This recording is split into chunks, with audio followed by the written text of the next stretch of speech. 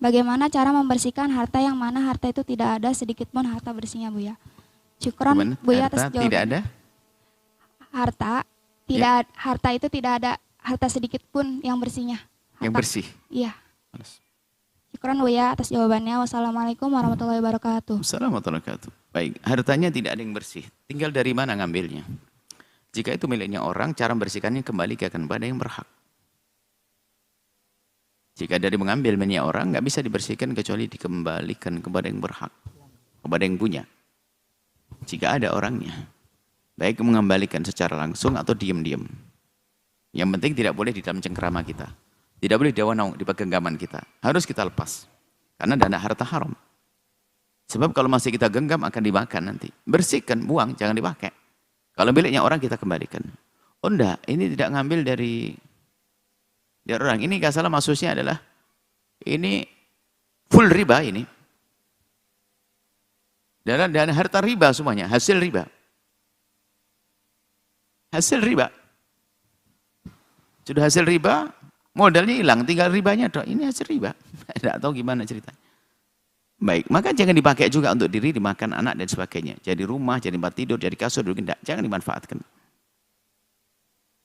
Apakah benda haram bisa disedekahkan? Enggak ada artinya sedekah. Untuk apa sedekah? Sedekah dengan barang haram enggak diterima oleh Allah. Innallaha thayyib la yaqbalu illa thayyib. Allah Maha baik. Tidak bisa sedekah dengan barang yang kotor. Lalu bagaimana? Yang penting Anda lepas dari tangan Anda. Jika itu harta riba. Ingat, riba kan tidak ada sangkut pautnya dengan orang. Sudah diberikan dari pihak sana pun juga memberi, dikembalikan ke perbankan, malah nanti bagaimana misalnya, kalau saya ambil malah digunakan lebih tidak baik lagi. Kalau saya ambil, saya makan juga nggak mungkin. Lalu bagaimana? Oke. Maka para ulama mengatakan bisa digunakan untuk sesuatu.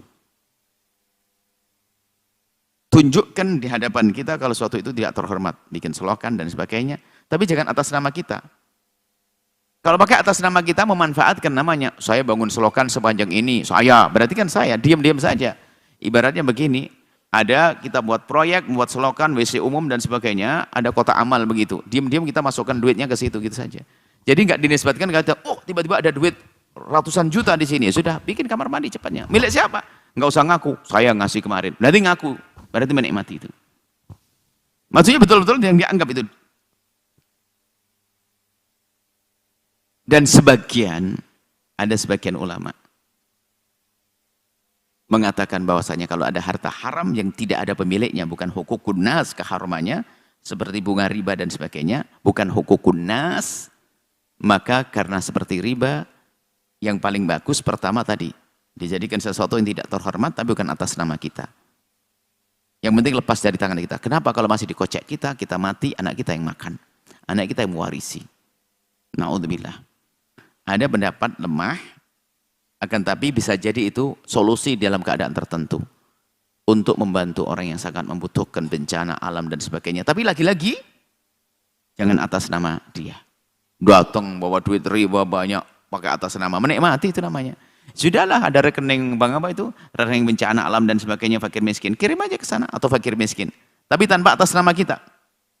Karena apa? Itu bukan urusannya dengan haknya manusia, bukan nyuri duitnya orang. Akan tapi ini bukan dibakar duitnya, enggak. Jangan dibakar duitnya. Nah, bukan membakar uang, tidak. Tapi sudah biar dipakai oleh siapa saja, selokan dan sebagainya, atau fakir miskin dengan cara tidak dinisbatkan kepada dia. Biarpun ini berdapat lemah, akan tapi bisa jadi sebuah keadaan memerlukan itu. Uang mungkin bunga miliaran, akan tapi itu ada bencana alam yang tidak bisa makan dan sebagainya. Bisa dikasih ini, tapi ingat catatannya. Waktu memberi tidak pakai atas nama dia. Tiba-tiba saja duit nyampe ke sana, selesai.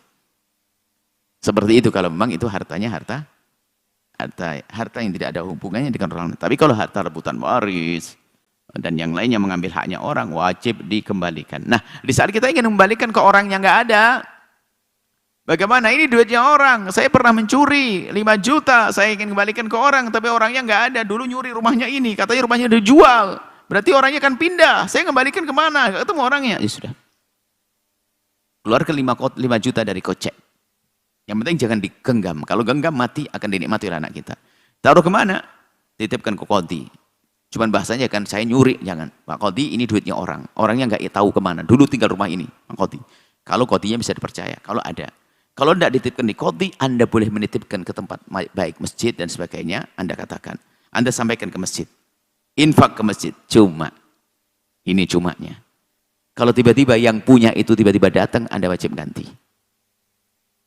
Tiba-tiba orangnya balik lagi ke rumah, yang nyewa rumah, yang beli rumah. Aduh, sudah saya infak 5 juta. Ganti. Berarti kita sudah infak 5 juta, sekarang ganti. Kalau ternyata orangnya nggak kembali sampai kita mati, kita tidak dosa. Karena kita tidak membawa hartanya, sudah kita kembalikan kepada Allah. Yang penting jangan disimpan. Kalau disimpan diwaris oleh anak-anak. Makanya jangan biasa nyimpan hartanya orang haram di tangan kita. Hati-hati.